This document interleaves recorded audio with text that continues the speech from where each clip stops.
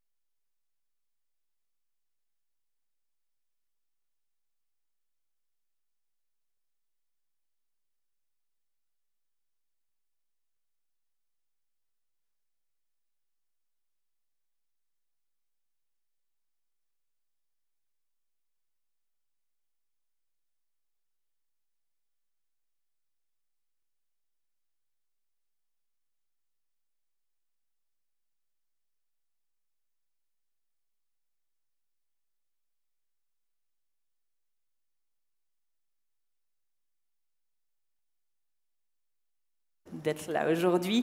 Allez, ça fait 31 ans maintenant que le Grand Prix Capcom récompense les campagnes de communication des collectivités locales et des institutions publiques. Je vous invite à être attentifs, évidemment, puisque aujourd'hui, en plus de repartir peut-être chez vous avec un trophée, vous allez pouvoir flairer l'air du temps, découvrir les tendances aussi de la communication publique de l'année, sans plus attendre. Pour démarrer ensemble ces trophées du 31e Grand Prix Capcom, j'appelle le délégué général de Capcom, M. Bernard Deljari, et notre président du jury cette année, M. Rudy Bord. Messieurs.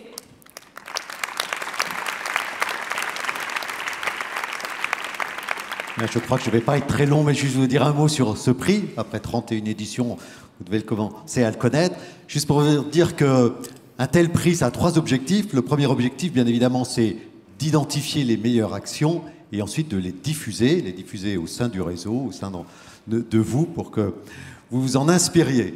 Le deuxième objectif, c'est valoriser les communicants publics au sein de leurs équipes, au sein de leur collectivité, les valoriser au sein de la profession et les valoriser bien évidemment aussi au-delà quand on arrive à diffuser les meilleures actions dans le grand public aussi. Et puis troisième chose, c'est un prix qui est aussi un observatoire.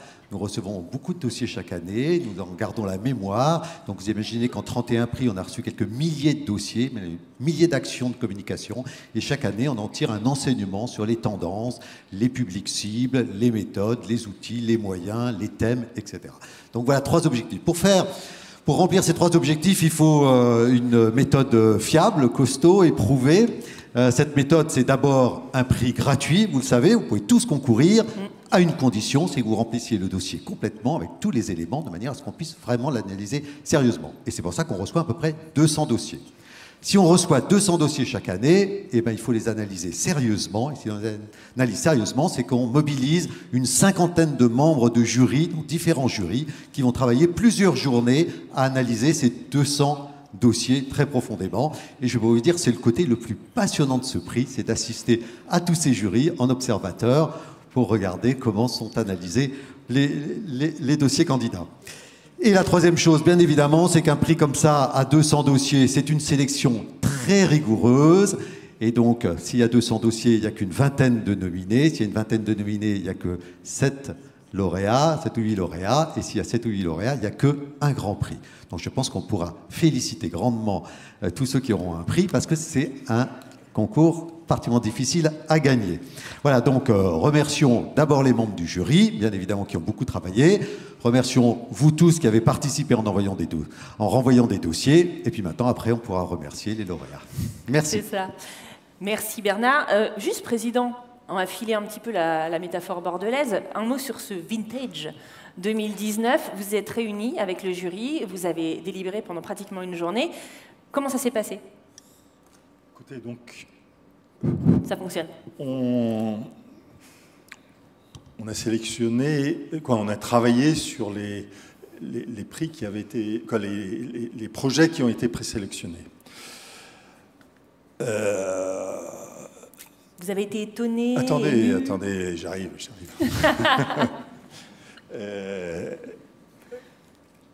Moi, j'avais peur avant de commencer. Je me suis dit, oula, je vais devoir dézinguer, je vais devoir me battre, éliminer des choses, peut-être boxer contre les autres membres du jury. Et ça ne s'est pas du tout passé comme ça. En fait, la sélection était déjà de qualité et on a eu des discussions extrêmement constructives. Je peux dire que la plupart des prix ont été donnés, si ce n'est à l'unanimité, quasiment avec un consensus sans véritable bataille. Donc je crois que c'était intéressant et on s'est retrouvé sur un certain nombre de points qui nous paraissaient importants, c'est d'essayer d'éviter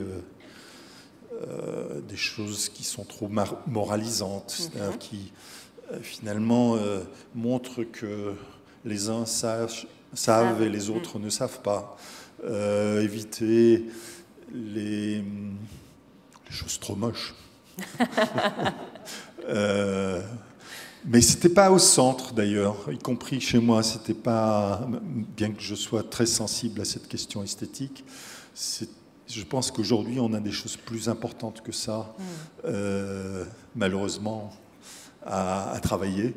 Et donc cette question du sens, de la justesse du message, de faire que ce ne soit pas un truc superficiel, tape à l'œil, voilà, c'était un peu les critères qui, je crois, ont été partagés par les membres du jury, il me semble, et qui ont fait qu'on a relativement facilement abouti à des très beaux prix. Eh bien, il vous reste une mission à relever, et pas des moindres. Il va falloir maintenant que vous ouvriez cette cérémonie de trophées. Alors, c'est ouvert. Merci, Président. Merci beaucoup.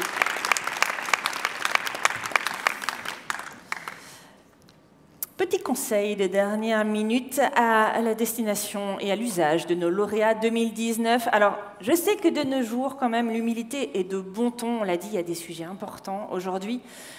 Mais bon sang, c'est pas tous les jours qu'on reçoit un prix quand même. Alors, vous avez travaillé des semaines et des semaines d'arrache-pied, voire d'arrache d'autres trucs, pour vos campagnes, pour les fomenter, pour les faire les plus belles possibles. Et si vous m'entendez prononcer votre nom, je vous en conjure, promettez-moi. Promettez-moi de kiffer un maximum. Promettez-moi de sourire et de triompher un petit peu. Ne boudez pas votre plaisir, ok? Ok? Ouais. Allez, voici notre premier prix, celui de la catégorie communication interne. Ce prix distingue une opération ou un dispositif qui s'adresse aux agents ou aux élus. Son but, rendre les projets de l'institution lisibles et compréhensibles, créer du lien ou encore valoriser les métiers. Pour le remettre, j'appelle à me rejoindre Didier Rigaud, maître de conférence à l'Université Bordeaux-Montaigne et spécialiste de la communication interne auprès du réseau Capcom. Sous vos applaudissements. Cher Didier, rejoignez-moi, saisissez-vous de ce micro. Ça va? Venez avec moi au milieu de la scène. Dans la catégorie communication interne, voici nos 3 nominés. La ville de Saint-Paul-Trois-Châteaux pour la web-série Le parcours d'accueil des nouveaux agents. Le département de Charente-Maritime pour la web-série sur la protection des données. Et le département de Seine-Maritime pour les trophées de l'initiative interne. Didier, je vais maintenant vous demander d'ouvrir l'enveloppe et de solennellement annoncer le premier lauréat. Alors, dans la catégorie communication interne, le lauréat est le département, il y en a 2, de Charente-Maritime pour sa web série sur la protection des données. Ça triomphe! Et j'appelle nos premiers lauréats de la soirée, Marie-Laure Baron, déléguée à la protection des données du département de Charente-Maritime, Frédéric Éloi, directrice de la communication, Jean-Pierre Billy, responsable de la sécurité des systèmes d'information, et Cécile Humeau, chargée de communication interne. Ça va? Oui, applaudissez-les.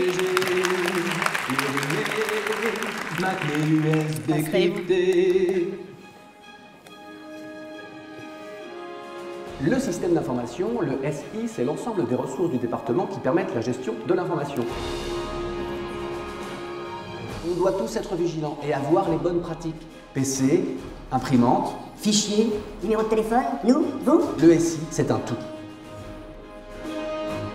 On peut se connecter partout, tout le temps, mais chaque connexion peut présenter un risque potentiel de piratage des données. Le réseau Wi-Fi d'un café, une aubaine pour les pirates. Email important, numéro de carte bleue, voire données d'identification permettant d'accéder au réseau du département. L'idéal, c'est d'avoir un mot de passe qui n'est pas un mot qui vient du dictionnaire, d'y rajouter des majuscules, des chiffres, des symboles. Par exemple, Pedora Ramo 5256, ça fonctionne. Utilisez le champ CCI, il permet de protéger la vie privée de vos contacts. Et la vie privée, c'est important. La sécurité, c'est aussi avoir le courage de dire non, non, non, non. C'est comme laisser rentrer des cambrioleurs chez vous en leur ouvrant la porte. L'argenterie est aux premières. J'ai fait du café pour ceux qui veulent. Il vaut mieux sous-alerter que sous-alerter. Ma clé. En l'absence de ces précautions, le message sera considéré comme Professionnel. professionnel.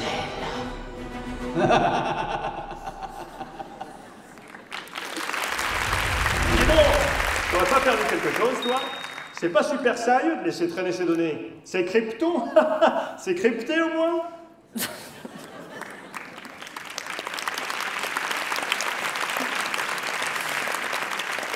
Ça marchait pour la salle aussi. Hein. Bon, alors, vous l'avez compris, c'est une web-série décalée, pédagogique et participative pour sensibiliser les 3200 agents à la sécurité informatique qui remportent notre premier prix. Bravo déjà à tous. Je vais m'adresser à Marie-Laure Baron qui s'est saisie du micro. C'est un sujet important, évidemment, la sécurité des données, mais c'est difficile à traiter parce que c'est super technique, en fait. Comment est-ce que vous avez trouvé ce ton juste entre humour décalé, on l'a vu, et message de fond? Alors nous, le but premier et l'enjeu, c'était que ce soit ni moralisateur, ni anxiogène, pour que justement chacun puisse se retrouver dans les situations qu'on a filmées pour au quotidien protéger les données du département. Cécile Humeau a-t-elle un micro? Cécile a un micro, c'est ça? C'est une campagne qui a intégré les agents à tous les stades hein, de la conception. Pourquoi est-ce que c'était si important pour vous que ce soit participatif comme ça? C'était la clé pour que notre campagne de sensibilisation soit crédible. Et donc, dès le départ, dès l'écriture, les ateliers pour avoir des idées, pour trouver des choses un peu drôles, on les a vraiment impliqués avec nous. Donc, c'est vraiment un projet qui est co-construit en interne. Et je crois que, c'est un projet c'est une campagne qui fonctionne. Je crois que ça marche. Et la deuxième clé, c'est qu'il nous fallait, on n'est pas tous comédiens. Non. Et on voulait quand même être un peu drôle. Et donc, on a travaillé avec un comédien professionnel, Cédric Leroy, pareil, avec les agents depuis le départ, jusqu'à l'écriture et jusqu'au jeu. Voilà. Bon, il y a eu un sondage et 90% des agents sondés qui veulent une saison 2. Bientôt Netflix, peut-être. Allez, Didier, il est là, Didier, je ne l'avais pas vu. Ça va, Didier? Ouais. Quelques mots quand même, emmenez-nous dans les coulisses de la délibération. Qu'est-ce qui a séduit particulièrement le jury sur ce dossier? Tout a été un petit peu dit, c'est effectivement le côté humoristique ouais. Qui peut paraître facile, mais qui est loin de l'humour et pas nécessairement partagé par tous. En tout cas, le mien est peu apprécié déjà. Donc, le vôtre, apparemment, vous y êtes arrivé. L'évaluation qui a été faite, l'impact réel, on fait une campagne pour qu'elle ait un impact, l'implication des agents, le traitement d'un sujet qui peut paraître simple, mais qui est assez technique et il faut le vulgariser à l'ensemble du personnel. Et on sait que dans nos collectivités, c'est pyramidal et que tous les agents n'ont pas la même maîtrise du vocabulaire technique. Donc pour toutes ces raisons, c'est largement mérité. Bravo. Bien, merci à tous. Je vais récupérer votre micro à chacun et je vais vous laisser passer sur le côté de la scène à l'espace photo pour immortaliser ce moment. Et ça vous servira en commentaire, vrai. Bravo encore à tous, à nos premiers lauréats. Passons à présent à notre deuxième prix, le trophée communication culturelle et événementielle. Valoriser la culture auprès de nos publics et renforcer le lien social entre les habitants, c'est l'objet de la com culturelle et événementielle. Cette catégorie englobe des actions diverses qui vont de l'événement festif sur un territoire au dispositif de communication autour d'un établissement culturel. Par exemple, pour le remettre, j'appelle Dominique Mégard, fondatrice de Capcom et membre du jury pro.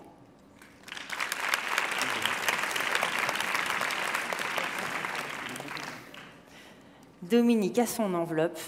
Dominique va avoir son micro. Bonjour. Ravie de vous retrouver, Dominique. Dans la catégorie communication culturelle et événementielle, les nominés de l'année sont Brest Métropole pour la web-série Melting Place,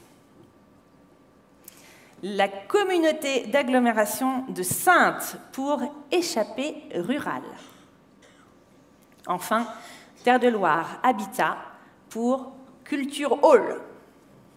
Dominique, c'est à vous. Et le lauréat dans la catégorie communication culturelle et événementielle est Terre de Loire Habitat pour Culture Hall. Bravo, rejoignez-nous.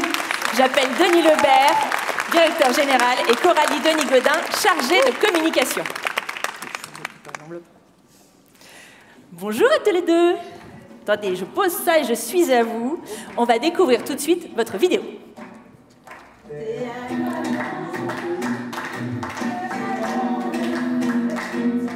Culture Hall, c'est offrir et faire participer les habitants des 3 quartiers prioritaires de Loir-et-Cher à du spectacle vivant dans leur hall d'immeuble.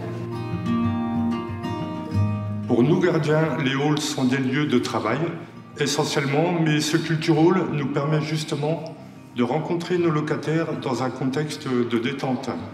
Culture Hall nous fait rencontrer d'autres voisins et surtout des artistes, et c'est un moment de détente pour nous. Un raton laveur ou un chien? Oh, je ne suis pas un raton laveur.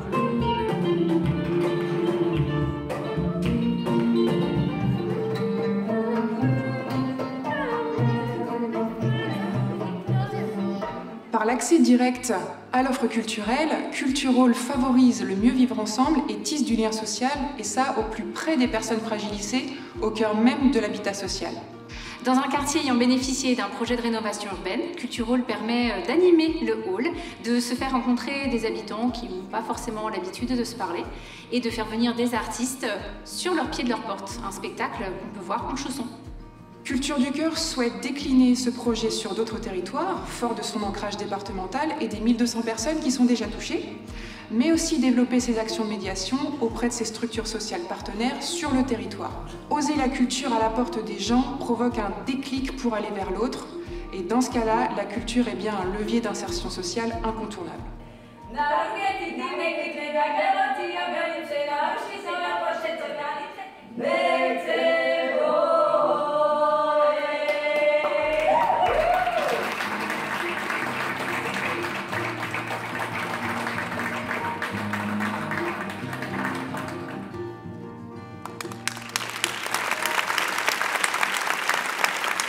Et Coralie faisait les chœurs pendant la vidéo. C'est donc un dispositif de micro-communication de proximité sous forme de mini-festivals qui investissent les halls d'immeubles, qui est récompensé maintenant.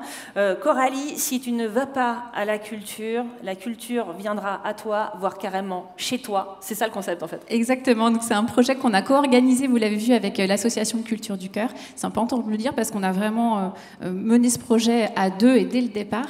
Et l'idée, c'est vraiment de se dire, bon, bah, on va faire venir l'offre culturelle dans un lieu improbable qui est le hall d'immeuble et peut-être susciter l'envie après d'aller dans les lieux plus classiques. C'est ça, mais alors c'est intéressant justement cette histoire du hall d'immeuble puisque c'est un endroit qui est un peu un sas, c'est un peu à tout le monde, donc un peu à personne forcément. Là, est-ce que vous avez l'impression qu'il y a eu aussi de la création de liens sociaux? Est-ce que les gens ont échangé du coup entre eux dans l'immeuble grâce à ces festivals justement? Oui, tout à fait. En fait, d'habitude les habitants, voilà, ils se croisent rapidement devant la boîte aux lettres ou pour dire attention, votre chien il fait des traces. Là, l'idée c'est d'avoir un prétexte pour discuter autrement, dire ah bah voilà, on s'est vu pendant le concert, bah, peut-être qu'on va se sourire plus facilement la semaine suivante. Ça fait 7 ans qu'on l'organise et en fait, à chaque fois, c'est plein. Alors vous allez me dire, c'est normal, un hall, c'est petit, c'est vite complet, mais du coup, c'est vrai.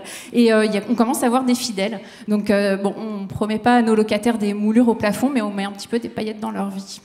Dominique, juste un petit mot sur ce qui a fait la différence pour le jury sur ce dossier.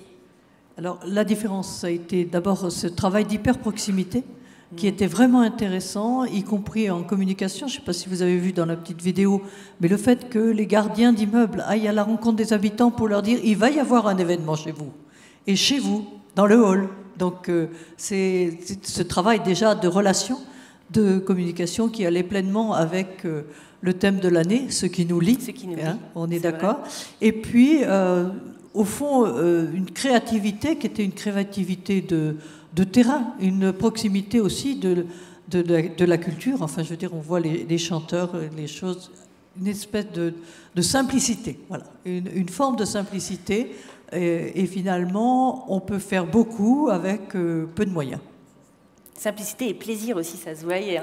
Bon, bravo en tout cas à tous les deux. Merci Dominique. Le trophée va vous être remis. Je vais vous libérer du micro, vous savez Dominique. Voilà. Je vous pique le micro et vous pouvez le remettre officiellement. Et bravo.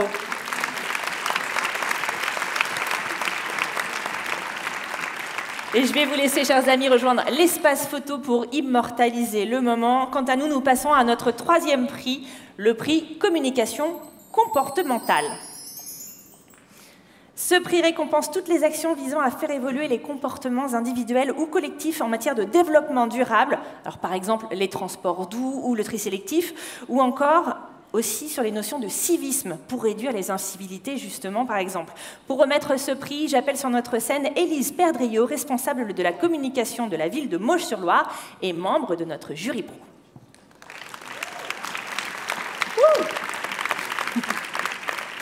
Élise, bienvenue. Un petit micro qui vous servira par la suite.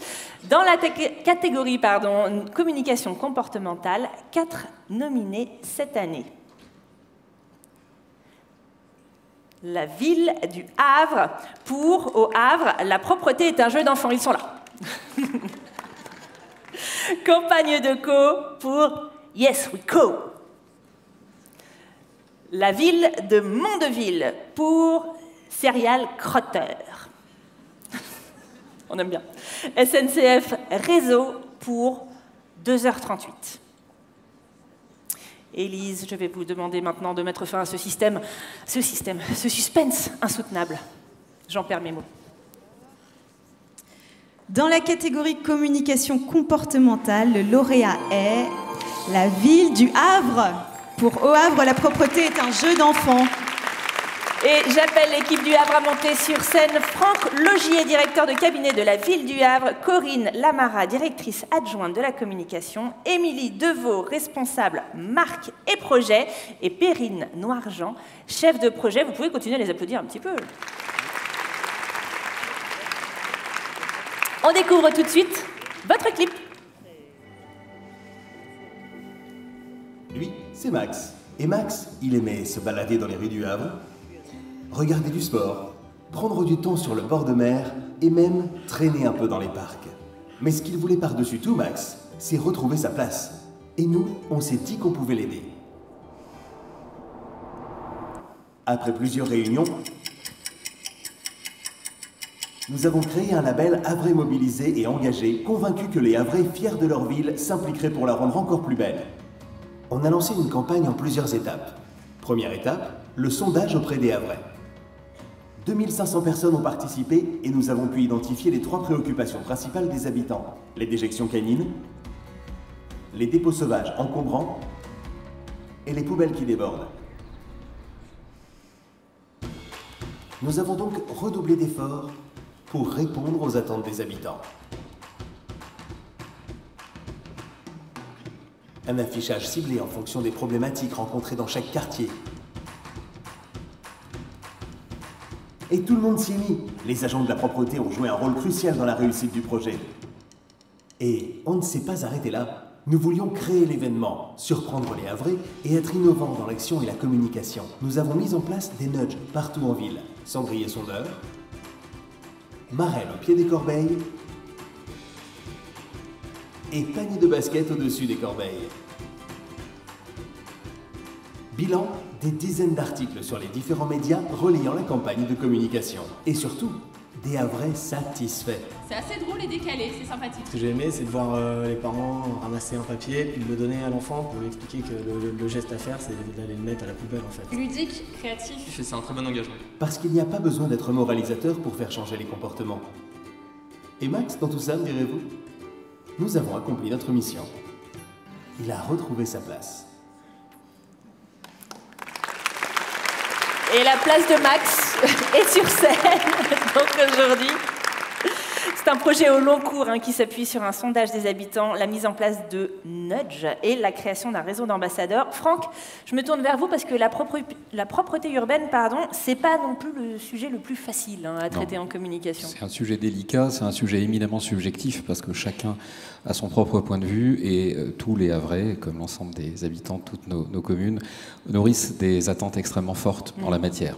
Donc nous, ce que nous avons souhaité faire, c'est apporter une réponse qui soit une réponse compréhensible, intelligible, qui ne soit en aucun cas culpabilisante. Il était hors de question que, si on souhaitait que les Havrais adhèrent au dispositif, qu'ils se sentent désignés. Ouais, et le président du jury hoche. N'est-ce pas? Et c'est la raison pour laquelle on a voulu également s'inscrire dans la pérennité, puisque cette campagne a été créée à l'initiative d'un ancien maire du Havre, et que Jean-Baptiste Gastine, l'actuel maire du Havre, nous a demandé il y a quelques jours de poursuivre à travers une deuxième phase, parce qu'il n'y a pas de politique publique sans pérennité. Alors, Perrine, c'est bien beau tout ça, on parle de nudge, mais c'est quoi des nudges? Alors, des nudges, en fait, c'est une technique qui permet d'inciter la population à changer ses comportements, à changer ses habitudes, sans contrainte, sans même qu'ils s'en rendent compte, par l'intermédiaire du jeu ludique, pédagogique. Un des aspects très forts aussi, ça a été la géolocalisation par quartier. Ça a été compliqué à mettre en place, ça? Non, en fait, on s'est rendu compte après avoir fait les sondages qu'il y avait des quartiers qui avaient des problématiques totalement différentes les uns des autres. Donc, en fait, on a décidé d'adapter notre communication. Donc, une campagne d'affichage vraiment ciblée dans les quartiers et la mise en place des nudges en fonction des problématiques rencontrées. Est-ce que je peux vous demander de passer le micro à Émilie? Émilie, merci beaucoup. Le projet a été construit avec les agents du service propreté, mais aussi avec les habitants, on l'a vu. C'est ce qui a été le plus important, peut-être, cette co-construction encore, on en a déjà parlé, mais c'est là aussi le cœur du dispositif. Oui, en fait, la co-construction, en effet, c'est vraiment la clé de réussite du projet. Co-construction avec les habitants. On a démarré la campagne avec un sondage et on a utilisé les résultats de ce sondage, ce qui a vraiment permis de poser en fait les bases de notre stratégie. Donc ça, c'était très important. Et puis, en effet, en 2020, on va continuer cette co-construction puisqu'on va créer un réseau des ambassadeurs havrais. Donc on continue dans la co-construction. Et surtout et enfin, ça a été l'implication des agents de la propreté qui ont joué un rôle vraiment primordial dans l'accompagnement, qui ont compris l'intérêt du dispositif de communication qui les accompagnait et qui aujourd'hui considèrent les nudges comme étant un simple outil de propreté au quotidien. Élie, je me tourne vers vous. On a envie de savoir ce qui vous a le plus convaincu, parce qu'il y a énormément de choses dans cette campagne. Qu'est-ce qui a séduit particulièrement le jury ? Oui, tout à fait. Au niveau du jury, ce qui a été très apprécié, c'est qu'effectivement, la propreté, c'est une problématique qui concerne beaucoup de collectivités. Et là, on a un dispositif qui est ultra complet, qui se joue à plein de niveaux différents. Le sondage, dès le départ, auprès des habitants, permet vraiment une implication importante. Et tous les dispositifs de nudge sont vraiment très réussis. Donc voilà, on vous félicite. Merci à tous. Et encore bravo. Le trophée arrive. Je récupère votre micro. Merci beaucoup, Émilie. Le trophée vous est donc remis. Tournez-vous vers notre photographe qui immortalise l'instant. Et je vais vous laisser juste après rejoindre aussi l'espace photo sur le bout de notre scène. Élise, vous reviendrez me voir après. Je vous attends. Allez, quant à nous, on passe à notre 4e prix, celui de la catégorie accompagnement de projet. Mon Dieu, j'ai failli faire un exploit personnel. De l'infrastructure majeure à l'opération Cœur de Ville, de l'opération de renouvellement urbain à la transformation de la voirie, ce prix récompense toute campagne qui donne à voir, à connaître et à comprendre les projets et les chantiers structurants de la collectivité ou de l'institution. Merci d'être venu avec moi. Dans la catégorie accompagnement de projet, voici nos 2 nominés. le département d'Ille-et-Vilaine pour Qui capte et Pôle emploi pour l'alternance part en live. Une chance sur deux, les copains. Élise, c'est à vous. Eh bien, dans la catégorie communication d'accompagnement de projet, le lauréat est le département d'Ille-et-Vilaine pour Qui capte. Et j'appelle l'équipe du département Ille-et-Vilaine à monter sur scène. En l'occurrence, Marie-Claude Bougot, responsable du service au département d'Ille-et-Vilaine, qui arrive... Oh, mais elle n'arrive pas toute seule au final. Chers amis, rejoignez-nous. Juste à temps pour découvrir votre vidéo.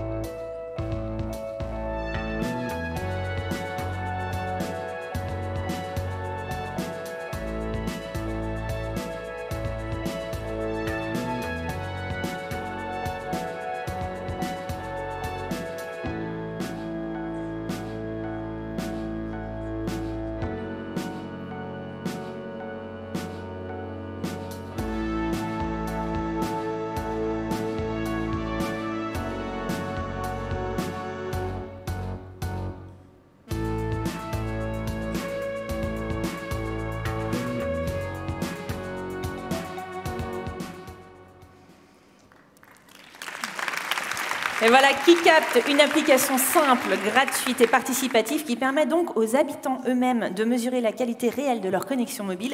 Les fameuses zones blanches sont donc mieux identifiées, ce qui donne des billes à la collectivité aussi pour faire pression sur les opérateurs de téléphonie mobile afin de les résorber, ces dites zones blanches. Marie-Claude, quelques mots sur ce trophée quand même. C'est vrai que je suis un petit peu gênée de récolter des lauriers pour lesquels je me sens un peu illégitime. Mais parce non, que profitez-en. Les modes, les difficultés dans les transports et quelques virus hivernaux ont fait que voilà, on est là et que les gens qui ont véritablement travaillé sur le projet, eux, malheureusement, ne sont pas sur scène avec nous. Donc, je voudrais les citer, si vous le permettez. Mais bien sûr. Et je voudrais vraiment faire un clin d'œil aux collègues de l'équipe de la direction Équilibre des territoires, qui a donc conçu le projet, Hélène Guillemot, chef de projet communication, et Mignard, notre community manager, qui a conçu ce petit film en un temps record. Qui est peut-être sur le Facebook Live de Capcom. Certainement, coucou. Et puis également le studio graphique, parce que c'est vrai qu'une des grandes fiertés pour ce projet, c'est que tout a été réalisé en interne. Du travail sur le nom qui capte, le travail graphique, voilà, que des ressources internes. Donc c'est une des principales sources de fierté pour ce prix. Voilà. Et puis, vous dire que demain, le baromètre dont il est question là va être publié. On a décalé exprès la conférence de presse. Donc, ce sera demain.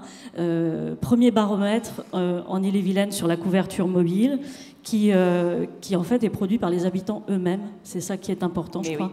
C'est de redonner le pouvoir aux citoyens. Il a été beaucoup question pendant 2 jours ici de la participation des citoyens. Bon, voilà, c'en est un petit exemple modeste, mais 20 000 téléchargements quand même, en 11 mois. Voilà.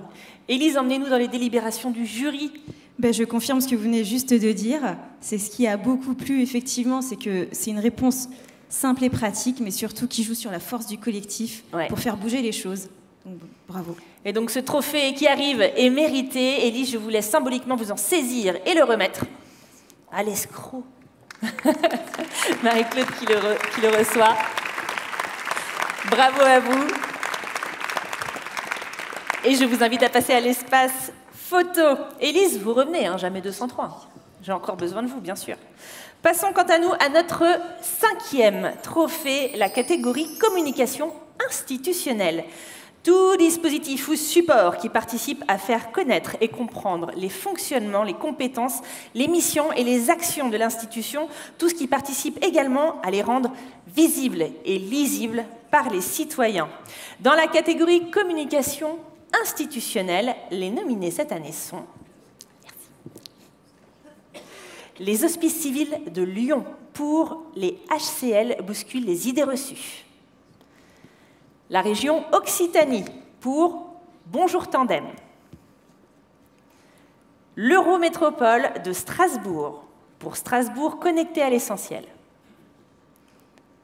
La ville de Thiers pour un Thiers presque parfait. Jolie toilette. Et Rennes, ville et métropole pour Ici Rennes. Chère Élise, vous connaissez maintenant la musique. Oui. Donc ben là, pour la catégorie communication institutionnelle, c'est l'Eurométropole de Strasbourg. Pour Strasbourg connecté à l'essentiel. Bravo! Et en ces temps de mouvements sociaux, l'équipe de Strasbourg n'a pu rester avec nous jusqu'à cet après-midi, mais Pierre Berg-Miller, responsable de la communication numérique de l'Eurométropole de Strasbourg, va avoir le plaisir de les représenter pour recevoir le trophée. Et le voici. Bonjour Pierre. Découvrons la vidéo tout de suite. Ça fait simpliste, ça fait agréable, c'est cool. Ça interpelle, hein. C'est original. C'est quoi le but?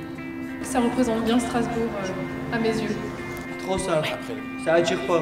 En fait, c'est du n'importe quoi, tout simplement. Je sais pas trop là, je sais pas trop quoi vous dire. J'ai plutôt vu un citron en fait et pas un vélo. On a tout un programme festif pour moi. Comme il dit un proverbe en anglais, c'est sharing is caring. Et je trouve qu'elles sont belles, les affiches, partout.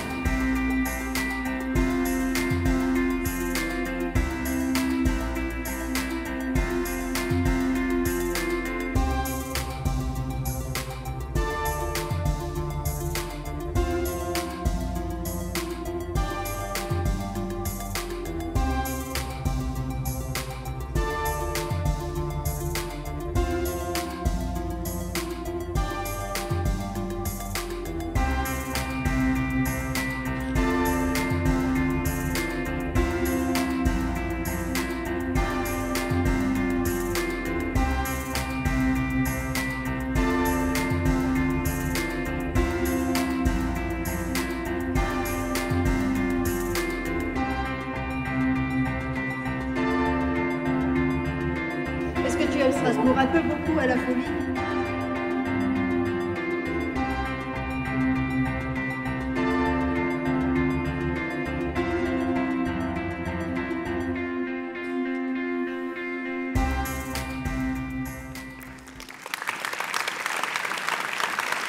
Une campagne qui communique, vous l'avez vu, sur l'apaisement, sur la douceur et la qualité de vie pour valoriser les réalisations du mandat.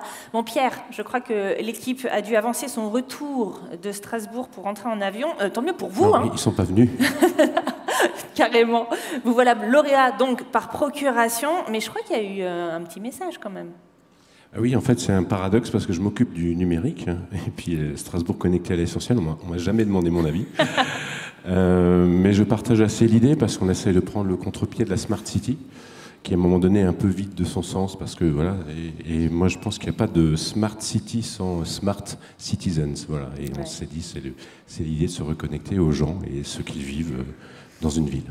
Il me semble que du coup, vos absents collègues vous ont laissé un petit message à destination de la salle. Oui, ils ont une petite vidéo. Voilà, je crois qu'on a. On la découvre. On a fait ça.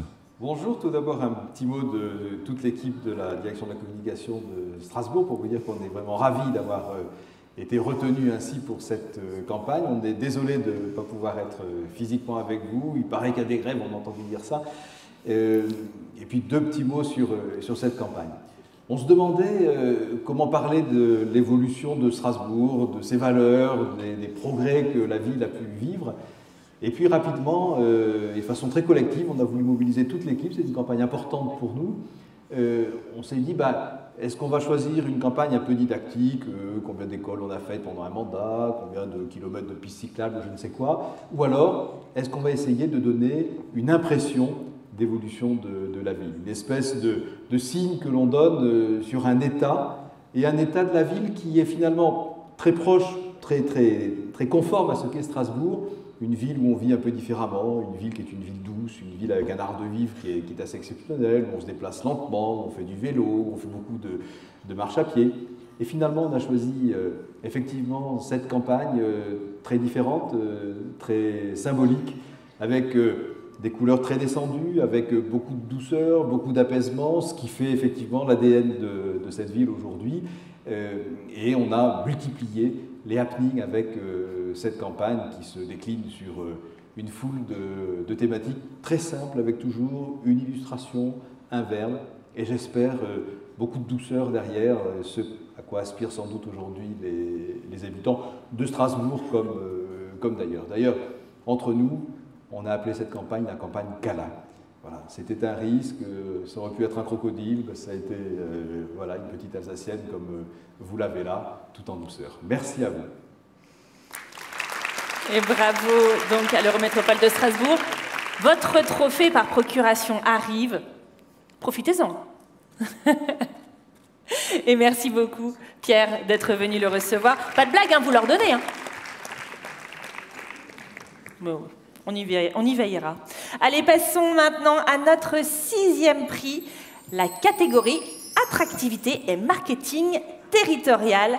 Promouvoir l'économie et le tourisme, créer une politique d'accueil, faire évoluer son image, affirmer sa personnalité et son caractère. Notre 6e trophée récompense les stratégies de communication qui donnent corps au territoire et permettent d'attirer les touristes, les entreprises et aussi bien sûr des résidents. Pour le remettre, je vous demande d'accueillir à nouveau notre président du jury, Monsieur Rudy Bord.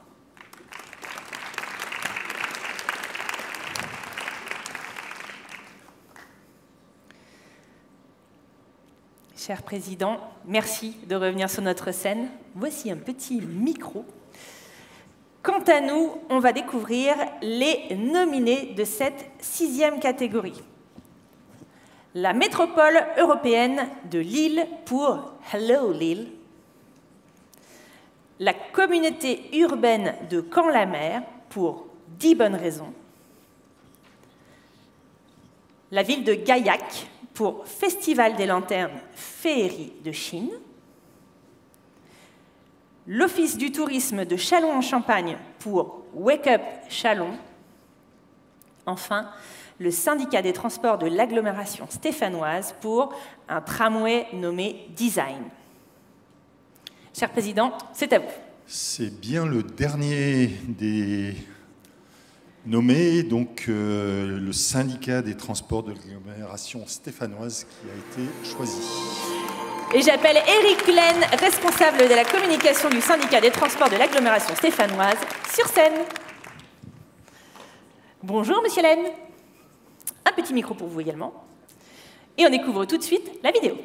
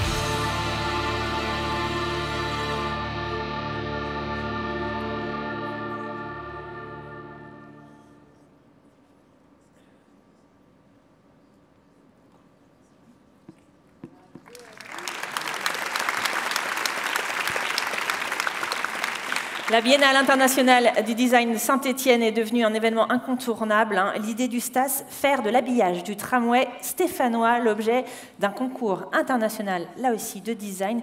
Éric, quelques mots, puisque un délégataire de service public qui s'empare du positionnement design développé par la ville et la métropole, ça veut dire que le sujet a infusé, qu'on se l'est approprié en fait.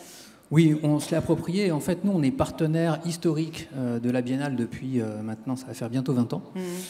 Donc, on avait déjà un pied dans le design, avec Saint-Étienne, qui est déjà une ville labellisée Ville Design UNESCO. C'est la seule en France, donc on est déjà partie prenante un peu de ce sujet-là. Après, par contre, nous, ce qu'on a voulu au départ marquer, c'était la 10e édition. On s'est dit, on va lancer un concours auprès de tous les étudiants designers de France. On a eu un résultat étonnant qu'on a finalement conservé, puisqu'au départ, on ne devait pas le garder. Donc on a conservé ce tramway-là, qui circule toujours dans la ville, puisque l'idée, c'était aussi de faire ça, de faire circuler le design dans la ville. Et pour la nouvelle édition de la Biennale qui a eu lieu au mois de mars, là, en 2019, on a ouvert le concours à toutes les écoles qui font partie du réseau Design UNESCO, donc dans le monde. Et on a eu 35 candidatures de tous les continents. Et donc on a maintenant 2 tramways qui sont des marqueurs des biennales de design qui circulent dans la ville. Et la prochaine étape, puisque c'est pas arrêté, c'est en 2021. On attend de voir et d'être surpris encore par ces étudiants-là. Mais donc c'est intéressant parce que ce concours, il a renforcé, on va dire, le positionnement de Saint-Étienne sur le design, mais en y ajoutant, encore une fois, une dimension internationale, puisque ce sont des étudiants des 4 coins du monde, en fait, qui peuvent candidater. Exactement. Le premier lauréat, c'est un étudiant brésilien. Et donc, maintenant, dans les magazines brésiliens, il y a le tramway stéphanois. Donc, c'est assez Malinx, étonnant, le lynx, comme on dirait d'autres. Voilà. C'est ça, hein. Oui, c'est ça. C'est un peu c'est un objet de fierté partagée. Ouais. Voilà, donc, et même en interne, les Stéphanois, moi je les vois tous les jours, on transporte 90 000 voyageurs chaque jour dans le tramway. Moi je les vois faire, ils voient un tramway design arriver, ils préfèrent attendre pour monter dans celui qui est un peu plus particulier que les autres. Alors Président, vous avez insisté pour remettre vous-même ce prix, pourquoi? Qu'est-ce qui vous a vraiment séduit? Je crois que c'est un super détournement de l'argent du marketing à des fins civiques. Donc, c'est déjà une action. Non, ce qu'on a vraiment apprécié, c'est que cette action profite aux citoyens. Ce n'est pas quelque chose qu'on envoie qui dit à quel point nous sommes beaux. C'est améliorer la ville en faisant en même temps de la communication. Et c'est ce lien, qui est bien entendu tout à fait juste et d'autant plus juste quand on s'appelle Ville du Design, mais que devrait prendre en exemple tout le monde, de se dire on ne fait plus des trucs inutiles, on vient par la communication améliorer la qualité de la ville elle-même et la particulariser. Merci beaucoup pour ce retour. Le trophée arrive, je vais vous inviter pour l'un à le remettre et pour l'autre à s'en saisir. Bravo à vous. Et je vais vous laisser rejoindre l'espace photo. Président, je vous revole votre micro. Il est terrible, hein? Merci beaucoup. Voici maintenant le prix de la catégorie communication citoyenne. Et voilà.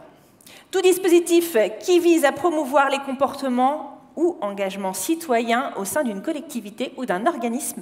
Alors volontariat, inscription sur les listes électorales, lutte contre les discriminations, conseils municipaux d'enfants et de jeunes, etc., etc. J'appelle Karine Peuvrier, directrice de la communication de la direction de l'information légale et administrative et membre de notre grand jury.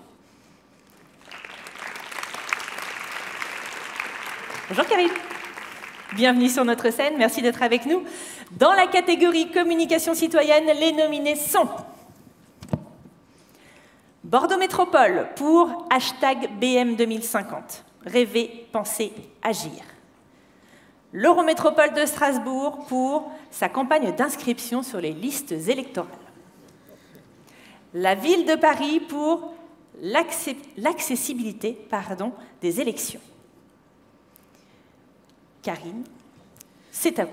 Dans la catégorie communication citoyenne, le lauréat est Bordeaux Métropole, #BM2050. C'est Bordeaux Métropole et donc là, pas de problème de grève. Il serait venu à vélo s'il avait fallu. J'appelle l'équipe de Bordeaux Métropole. Jacques Mangon, vice-président en charge de #BM2050 et maire de Saint-Médard-en-Jalles. Sandrine Valentin, responsable de la communication de Bordeaux Métropole. Et Fabien Ballester, directeur adjoint de la communication. Saisissez-vous d'un micro au passage, chers amis. Bienvenue sur notre scène. On découvre tout de suite la vidéo. BM 2050 est une initiative de Bordeaux Métropole votée à l'unanimité en 2018. L'idée est de se demander ce qu'il faut faire ici et maintenant pour que la vie en société soit aussi bonne qu'aujourd'hui, voire meilleure demain, dans 10 ans, en 2050. Au total, 120 000 personnes ont pris part à cette démarche qui s'est organisée en 4 temps.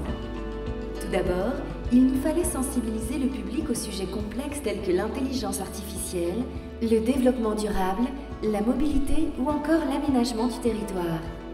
Le camion du futur a sillonné la métropole pour récolter les avis et les propositions des habitants. Dans un même temps, 15 000 réponses issues de plusieurs questionnaires ont été analysées par l'IFOP.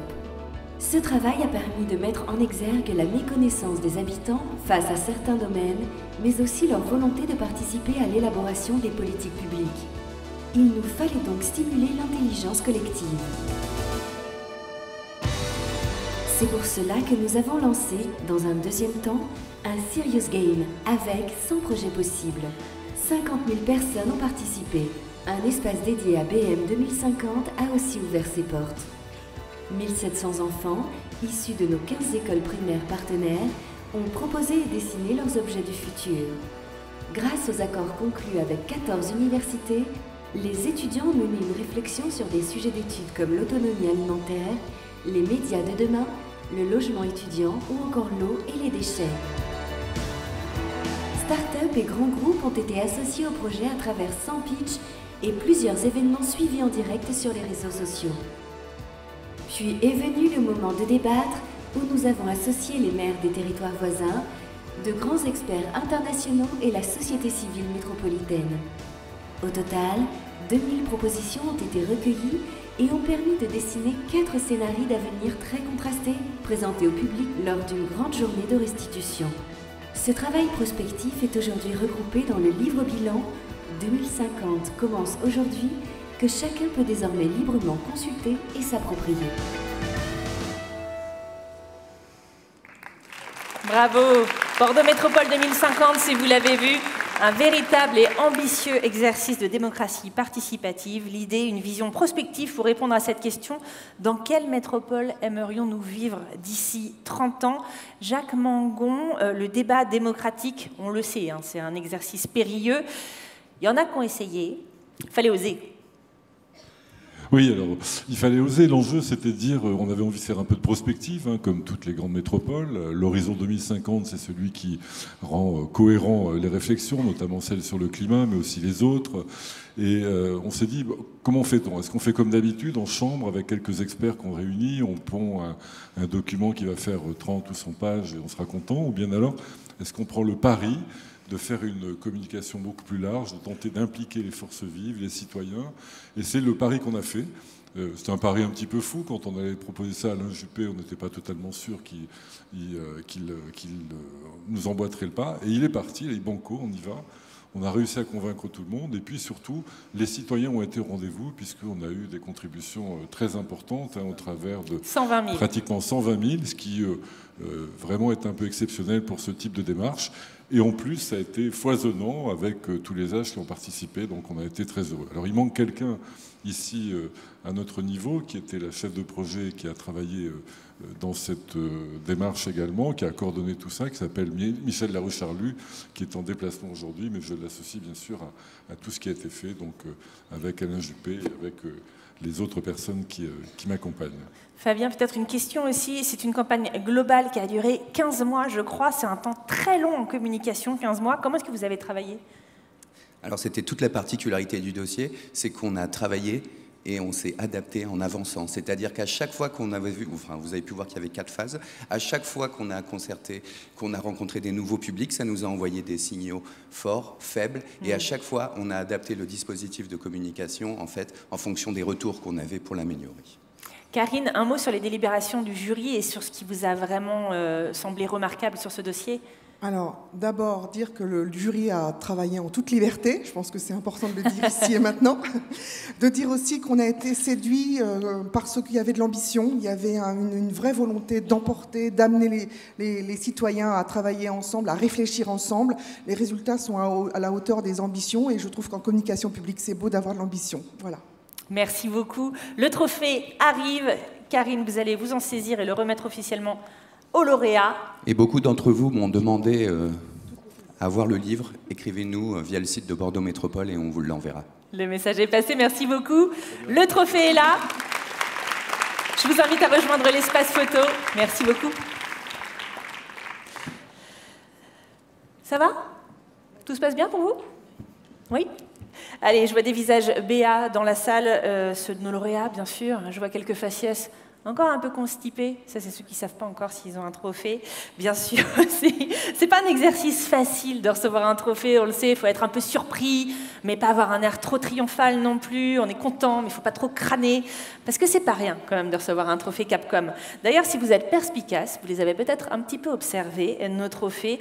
Je vous signale qu'ils sont l'œuvre d'art d'une artiste qui les a conçus et réalisés spécialement pour Capcom. Elle s'appelle la Fée Crochette. Vous l'avez certainement croisée lors du forum. C'est une artiste avec qui le réseau travaille depuis plusieurs années. Elle a également réalisé le tapis de parole sur lequel vous avez peut-être évolué pendant ces quelques jours. Elle a imaginé un trophée, vous l'avez vu, un peu en forme d'arbre, un arbre qui donnerait des fruits différents et uniques et qui symbolise les collectivités qui sont lauréates aujourd'hui. Certains y voient aussi un petit personnage, comme un petit bonhomme mobile, comme vous, qui est toujours en action, constamment en mouvement.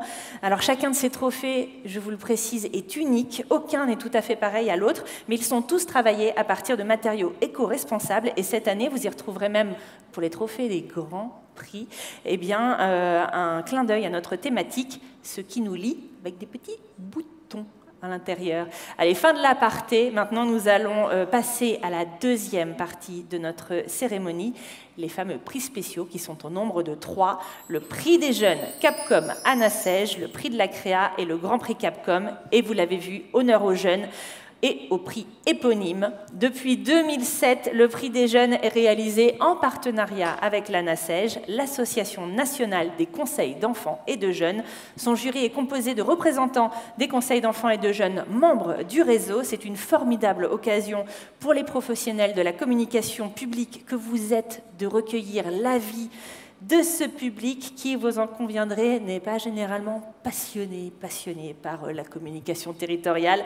Pour remettre ce trophée, j'appelle donc à me rejoindre Charlotte Cornet, membre du Conseil des jeunes d'Issy-les-Moulineaux, Camille Joabet, ancienne membre du Conseil des jeunes de Saint-Cloud, et Élise Marignac, membre du Conseil des jeunes de Palaiseau. Bonjour mesdemoiselles. Un petit micro pour vous. Pour le prix des jeunes Capcom Anna Seize, les nominés cette année sont SNCF Réseau pour 2h38, Brest Métropole pour son plan alcool brestois et la ville de Villiers-le-Bel pour Parole d'homme. Mesdemoiselles, Charlotte en l'occurrence. Le prix des jeunes Capcom Anna Seize est attribué à SNCF Réseau pour 2h38. Bravo, et j'appelle Corinne Beaujean-Garrido, directrice de la communication territoriale de SNCF Réseau. Bienvenue sur notre scène. Vous êtes venue accompagner, bonjour. Je vous en prie, prenez place. On va découvrir tout de suite votre film.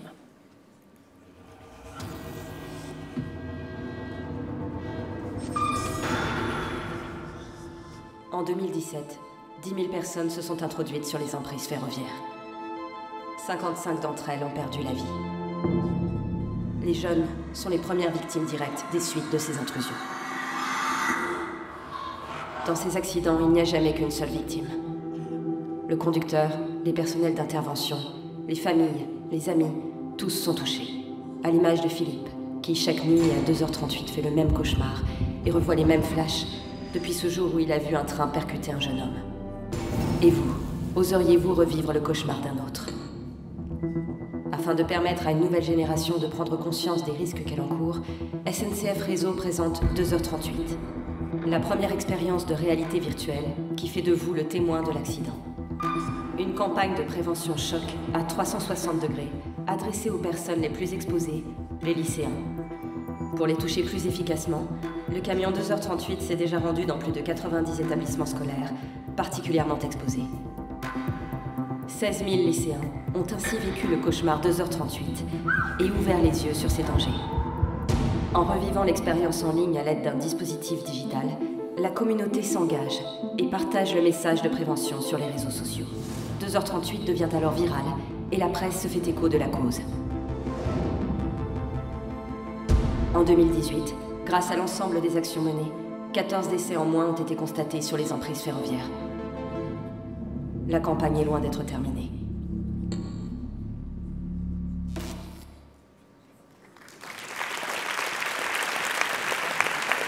Même comme ça marche. Une campagne expérientielle qui s'appuie donc sur une vidéo choc et sur des échanges réels pour convaincre les jeunes de ne plus avoir de comportement à risque sur les voies ferrées. Corinne, on s'interroge parfois, hein, nous les communicants, sur le retour sur investissement, sur les retombées en matière de com. Dans votre cas, on peut dire que c'est du concret, puisque vous avez carrément pu chiffrer que 14 vies ont été sauvées, certainement grâce à cette campagne. Oui, c'est vrai que par rapport à ce petit film de présentation, aujourd'hui, on a 23 000 jeunes qui ont été sensibilisés. On a un dispositif qui tourne sur toute la France dans les lycées, donc avec l'accord des proviseurs. Chaque région peut donc accueillir ce camion qui présente le film. Et ce qu'il faut savoir aussi, c'est qu'on est soutenu par des agents SNCF qui sont volontaires en milieu scolaire et qui, avant la projection du film et après, débattent avec les jeunes. Donc c'est une campagne qui est extrêmement complète, puisqu'en fait il y a du virtuel, mais il y a aussi beaucoup de présence physique dans les établissements scolaires. Et on espère qu'effectivement cette campagne nous a permis d'épargner 14 vies cette année. Mais ça c'est important d'ailleurs, le fait qu'il y ait non seulement la vidéo, qui bien sûr est choquante, mais après ce temps d'échange, il a même été réclamé souvent par les jeunes qui voyaient, ils avaient besoin d'en parler. En fait, c'est vrai que les débats, il y a un débat d'1 heure à peu près avant la projection, et puis après une restitution aussi qui est faite en classe. Donc c'est quand le camion est accueilli dans un établissement, il reste toute la journée, et plusieurs classes peuvent donc aller à l'intérieur du camion, qui est en fait la reconstitution d'une chambre à coucher. Et grâce au masque à réalité virtuelle, on peut vraiment vivre le cauchemar à fond. Camille, un mot du coup de vos délibérations. Comment est-ce que vous avez pu vous mettre d'accord sur ce film? Qu'est-ce qui a remporté l'adhésion? Alors en fait, c'est l'utilisation de la réalité virtuelle qui nous a beaucoup touchés. Parce que c'est des jeunes et ça leur parle, la réalité virtuelle aujourd'hui. Et aussi le fait que rien que cette vidéo, en fait, elle choque. Ouais. Pas elle choque, mais elle interpelle. Elle interpelle. Et du coup, le fait de le vivre en réalité virtuelle, on a pensé que ça marchait vraiment. Et aujourd'hui, c'est important parce que les jeunes, on n'en parle pas. C'est pas un thème qui est vraiment abordé. Et on a vu que ça a marché. Et j'espère que ça va continuer à marcher comme ça l'année prochaine. Merci beaucoup à toutes les trois. Et bravo à vous, le trophée chemine. Il va vous être remis. Ah oui, vous vouliez prendre la parole. Et justement, donc en effet, cette campagne est loin d'être terminée puisqu'elle sera en Nouvelle-Aquitaine, donc sur les 12 départements. Elle sillonnera l'ensemble de notre région pendant un mois, le mois de février, donc dans plusieurs établissements scolaires pour justement poursuivre cette tournée qui a un franc succès. Et sauver certainement encore plus de vies. Merci. Voici donc le trophée qui vous est remis. Bravo à vous. Je vous laisse rejoindre l'autre côté de la scène. Jonglage de micro. Je suis à vous tout de suite.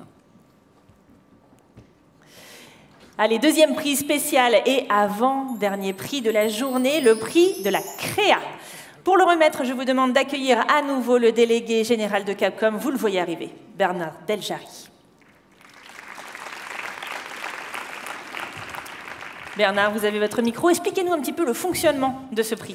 En effet, c'est un prix un tout petit peu particulier parce que pour concourir, il faut remplir un gros dossier, nous donner toutes les informations, mais on ne le regarde pas. Là, on est dans une autre situation. On regarde juste le visuel, comme si on était un habitant, un citoyen dans la rue, et en observant ce visuel, on regarde si il nous plaît, si on comprend le sens. Et en fait, qui va le faire? C'est tous les membres du jury qui vont voter. Donc ils vont regarder l'ensemble des visuels, et ils vont voter à la fin dans une urne pour le visuel qu'ils ont préféré, et ça donne un lauréat. Le prix de la créa. C'est ça. Eh bien, et du coup, au boulot, révélez-nous, cher Bernard, le lauréat du prix de la créa pour cette année. Et ben voilà, vous avez été doublé. C'est la ville de Mondeville, dans le Calvados, à côté de Caen. Pour Serial Crotter. Et j'appelle Nicolas Gosselin, directeur de la communication.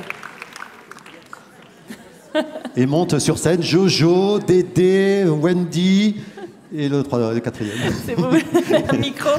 Bienvenue Nicolas. Alors, c'est un visuel, on le voit, hein, qui est très bien réalisé. On a toutes les infos en un coup d'œil, mais au-delà du côté informatif, évidemment, il y a l'humour. Évidemment, il y a l'humour.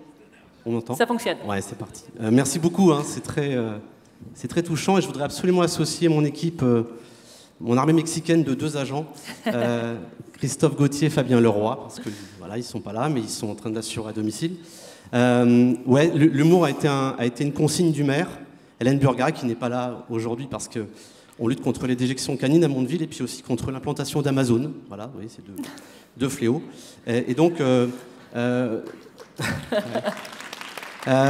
la consigne, elle a fait un brief très simple. C'était un bureau municipal un mercredi soir. Il était tard, et puis le sujet des déjections canines est revenu encore sur la pelouse, sur le tapis. Et elle s'est penchée vers moi, elle m'a dit « Écoute, fais quelque chose, un truc drôle. Voilà, je veux pas qu'on embête les gens, mais dis-leur avec de l'humour. » Et le vendredi, à 16h, elle est passée dans le bureau, je lui ai montré. Elle a éclaté de rire, elle m'a dit « Vas-y. » Elle m'a dit « C'est bon, voilà. » Et c'est parti. Voilà, des résultats qui sont là aussi quantifiables, puisque vous avez carrément dû ajouter des distributeurs de sacs à crottes de chien dans la ville. Oui, voilà, on a ajouté des canisettes, on a ajouté des sacs. Et puis surtout, au-delà de l'humour, il y a eu aussi beaucoup de fierté de la part des habitants de Mondeville qui ont été très heureux parce qu'on a eu un buzz qui nous a complètement échappé. Et donc, les habitants étaient très heureux qu'on parle de leur ville avec le sourire. Et donc voilà, ça a effectivement contribué. Mais alors malheureusement, c'est un combat, tout le monde le sait ici, c'est un combat de chaque instant. Il faut renouveler chaque fois. Donc nos Kiki Blinders, là, ils ont été efficaces, mais peut-être qu'on fera autre chose la prochaine fois. Puis une petite anecdote quand même. Le vendredi suivant, après une semaine de buzz qui nous a complètement échappé, puis on n'est pas habitué à ça, je suis sorti du bureau, il était tard, et j'ai croisé un chien. Et c'était le gros Jojo. Et je dis rien, je regarde le chien et son maître, et le maître me dit « Non, c'est pas Jojo, c'est Max. » Et il m'a dit « Et je ramasse les crottes de mon chien. » Donc vous voyez, donc l'info était passée, quoi. Merci, encore bravo à vous, Bernard. Merci beaucoup. Merci Capcom.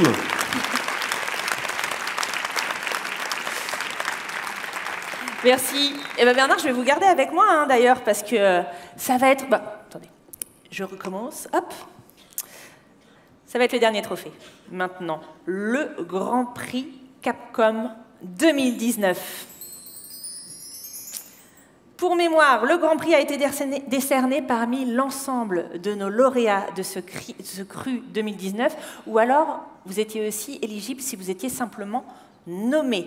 Pour remettre ce dernier trophée, j'appelle à nous rejoindre à nouveau, et pour la dernière fois cette fois, notre président du jury 2019, Monsieur Rudy Bord.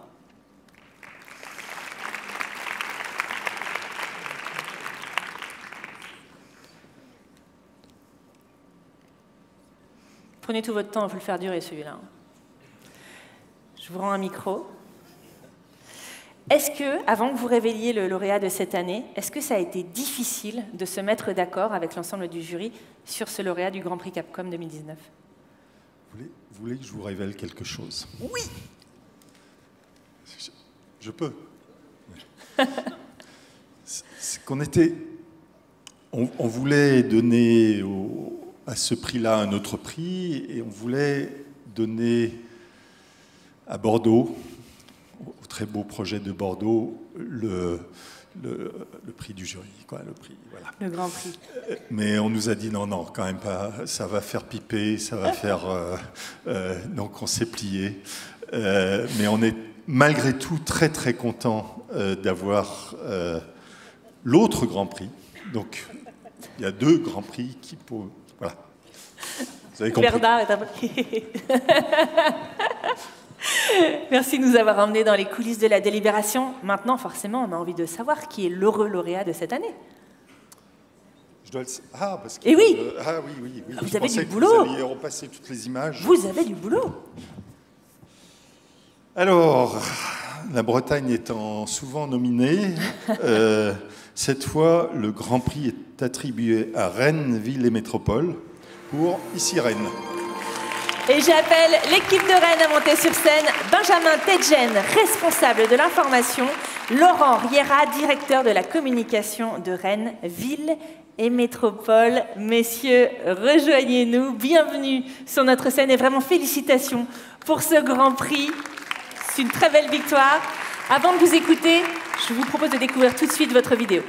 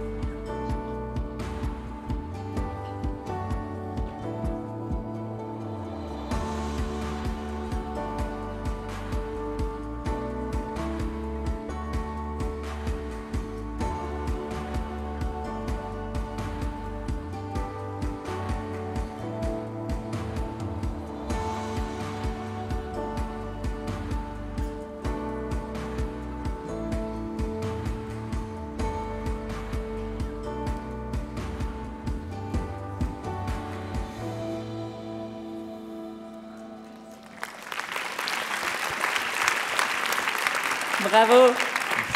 Laurent Riera, bon, on a l'habitude de récompenser des campagnes, là on récompense carrément un média. Vous avez créé un média. Comment est-ce que vous avez réuni les conditions nécessaires à la réussite d'un projet tel que celui-là?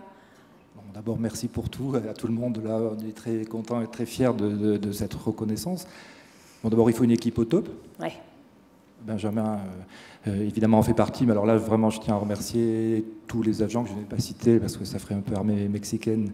Ils sont un peu plus de deux à avoir travaillé sur ce projet, mais vraiment une équipe motivée, et ça c'est très précieux. Des élus qui sont à la fois entraînants et qui font confiance. Moi aussi, je tiens à saluer ce cas de figure où on a réussi à convaincre assez facilement et on nous a lâché la bride et on nous a dit allez-y, parce qu'il y avait une stratégie de com qui était acceptée, qui était comprise. Donc la maire de Rennes, Nathalie Appéré, qui a fait de la participation citoyenne et de la co-construction des politiques publiques vraiment la pierre d'angle de son mandat. Et on s'est dit, si toutes les politiques publiques, ou la plupart, étaient co-construites avec les habitants, il n'y avait pas de raison que la communication s'en affranchisse. Et donc on a vraiment tout fait pour mettre l'usager au cœur de nos décisions, de nos préoccupations, de nos micro-décisions qui nous ont amenés à engager cette procédure-là. Benjamin vous expliquera tout ça. Donc des élus aussi, je pense aussi à Emmanuel Couette, évidemment le président de Rennes Métropole, qui était complètement dans cet esprit-là. Bon, je vais très vite, hein. Il faut un peu d'argent aussi, et on a essayé de s'imaginer l'écosystème cible, enfin ce dont on pouvait rêver. Ça représente un beau petit budget, et on a eu l'idée d'aller chercher des fonds européens via des fonds FEDER, et on a déposé un dossier. Ça a été assez facile. En tout cas, je vous invite vraiment à réfléchir aussi avec ces fonds-là. Et on a obtenu un financement de l'Europe à hauteur de 50% du budget global de l'opération. Et donc là, tout d'un coup, le champ des possibles s'est ouvert, en tout cas a correspondu à ce qu'on pouvait espérer ou imaginer de mieux. Et donc voilà, grâce à l'Europe, grâce à des élus qui nous ont fait confiance et une équipe au top, on a pu avancer. C'est un beau projet là aussi qu'on construit. Benjamin, un mot quand même, quel a été le constat, le constat de départ, on va dire, et le cheminement qui vous a emmené dans ce projet? Il faut dire les choses un peu dingo, quand même. Un peu dingo, ouais. Et avant de répondre, je vous confirme, c'est un énorme kiff. Donc, merci. Le constat de départ, c'est que, un peu comme tout le monde, on produisait déjà beaucoup de contenu d'actu qu'on publie sur notre site internet. Et pour dire les choses clairement, on parlait un peu tout seul, hein, parce que très peu de gens ne les consultaient. Et pour autant, on avait cette conviction que ce public, même si on n'arrivait pas à le trouver là, ce public existait, qu'il y avait une vraie demande pour de l'information sur les politiques publiques. D'ailleurs, toutes les études, y compris celles de Capcom, le montrent. Et qu'au final, c'était notre mission. Voilà, notre mission, c'était de produire ces informations, mais que ça ne s'arrêtait pas là. Ça allait jusqu'à faire en sorte que les informations qu'on produit atteignent les habitants, atteignent la cible. Donc partant de ce double constat, on a fait le pari de créer une nouvelle plateforme média qui nous permette d'aller chercher les publics là où ils se trouvent, dans leur téléphone, dans la rue, sur les réseaux sociaux, etc. Et de produire des contenus beaucoup plus adaptés aux usages de la vidéo, des podcasts, des jeux, des quiz, des infographies. Donc voilà comment est née ici Rennes il y a pile un an. Rudy, cher président, un dernier mot peut-être sur ce qui vous a convaincu. Est-ce que c'est justement le fait d'avoir ciblé les contenus, d'avoir parlé avec des codes aujourd'hui de l'information? Alors déjà, je pense que toute l'approche graphique est d'une efficacité, d'une simplicité, mais en même temps d'un vrai design de qualité au niveau de l'information. Mais je crois que ce qui nous a surtout séduit, c'est le principe. Le principe de se dire... On sépare le site internet de l'information, ça redevient deux éléments, ce qui permet, vous l'avez dit vous-même, mais je le répète, aussi au site internet de redevenir un véritable service. On va le chercher pour le service et pas pour l'information. Maintenant, moi, je pense que ce projet il paraît d'une certaine manière assez évident, et je suis sûr que dans 5 ans, chaque ville aura un élément tel que celui-là. Et c'est là qu'on va juger de la qualité. Et la qualité, pour moi, ça se réfère un peu à ce que j'ai essayé de dire pendant ce discours préliminaire, c'est la question de l'autonomie, mais aussi de la responsabilité. Donc, est-ce que ce média sera... il y a certains journaux qui comptent le nombre de têtes de fois où l'élu est représenté sur le journal municipal, par exemple. Est-ce que ça sera ça ? Ou est-ce que ça sera véritablement un lieu de débat local, c'est-à-dire une possibilité d'autonomie du local par rapport aux grands groupes de médias qui, on le sait, ne sont pas si indépendants qu'on le dit toujours. En tant que journaliste, je suis très choquée par ce que vous êtes choquée, j'espère.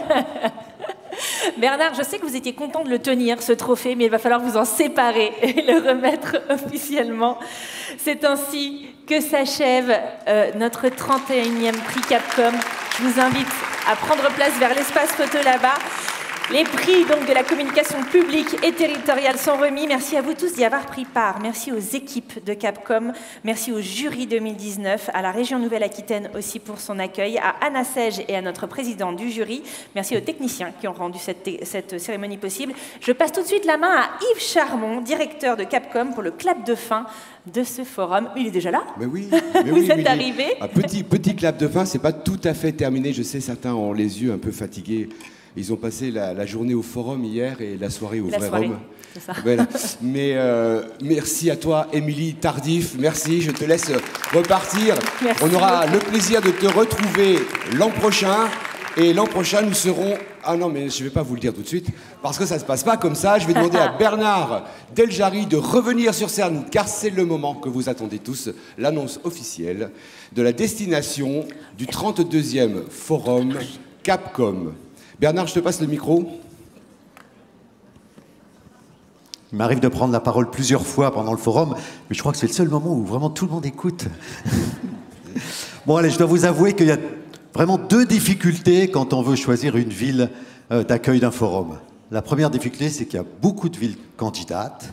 Il y a aussi beaucoup de contraintes pour choisir, bien évidemment. Les premières contraintes, c'est le lieu. Il faut trouver des lieux aussi splendides que celui-là, aussi facile à aménager et qui répond à nos contraintes un peu particulières. Il nous faut des grandes salles de 1000 personnes, comme vous l'avez vu, qui peuvent être complètement remplies comme hier, et avec aussi des ateliers suffisamment grands pour que, malheureusement, encore cette fois-ci, vous ne soyez pas tous assis par terre ou sur les marches, etc., comme c'est arrivé encore. La deuxième contrainte, c'est que quand, bien évidemment, on est dans le sud, il vaut mieux aller dans le nord l'année suivante. Quand on est dans l'est, il vaut mieux aller dans l'ouest. Quand on est dans une grande ville, plutôt une petite ville après ou une moins grande. Voilà, on essaye d'équilibrer tout ça.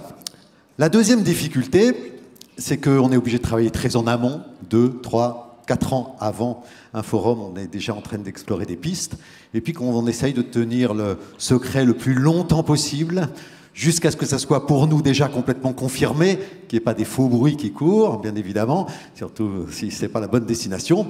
Et puis ensuite, pour que si je vous le révèle aujourd'hui, que la salle ne le sache pas déjà. Donc j'espère que pas trop le savent. En tout cas, j'ai la preuve qu'il y en a beaucoup qui ne le savaient pas, et notamment tous les membres du jury ne le savaient pas, et vous allez comprendre pourquoi dans une minute. En tous les cas, je peux vous dire que nous allons dans une région pour la première fois. Nous allons dans cette région en 31 éditions. Il était temps que nous y allions. La deuxième chose, c'est que cette région est une région que vous connaissez tous très bien, très connue, puisque nous serons en Bretagne. Et que si nous sommes en Bretagne, nous serons en Ille-et-Vilaine. Et si nous sommes en Ille-et-Vilaine, nous serons à...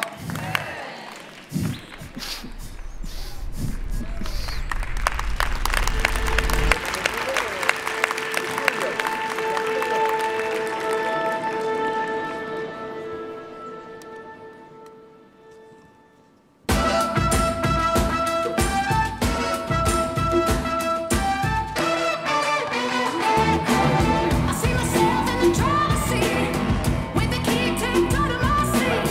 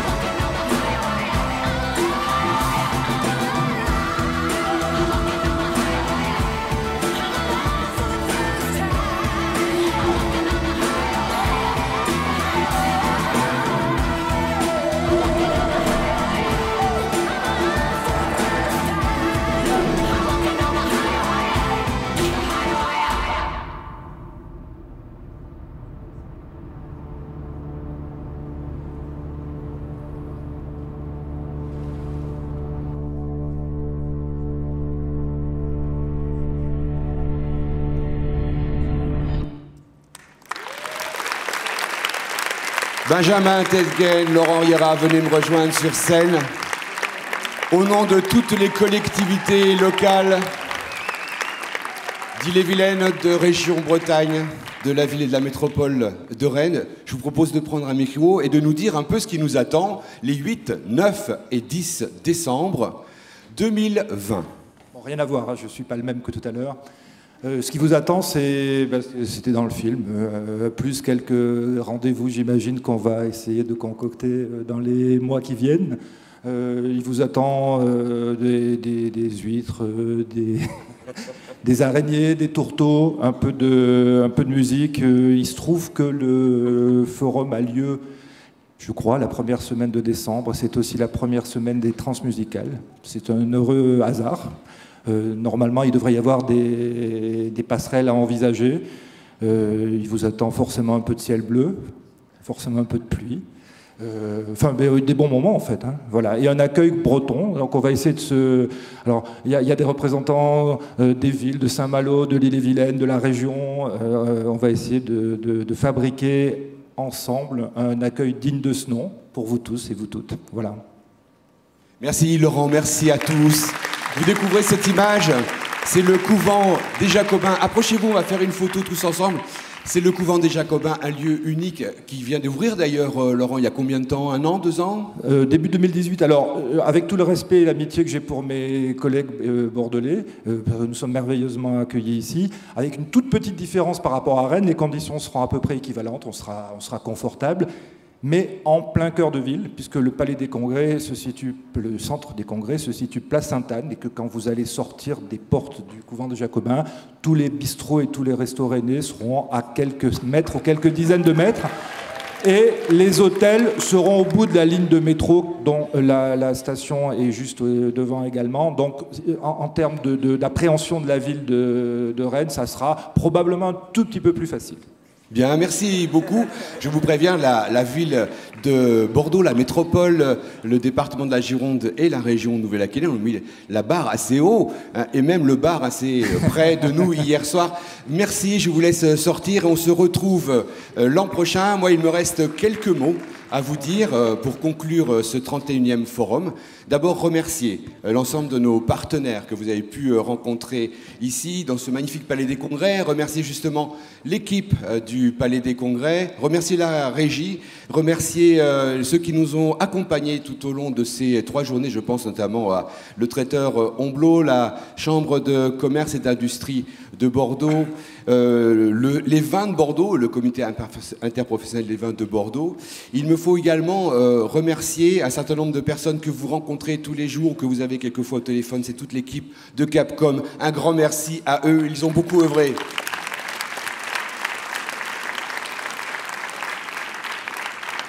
C'était un forum assez improbable, il faut quand même le dire. On n'était pas sûr d'aller jusqu'au bout. Peut-être vous, nous en tout cas, on n'était pas sûr que tout allait bien se passer, et tout s'est bien passé. Et ça, c'est grâce à une chose, c'est grâce à votre formidable attachement à Capcom. Merci à vous les Capcomiens et les Capcomiennes. À l'an prochain.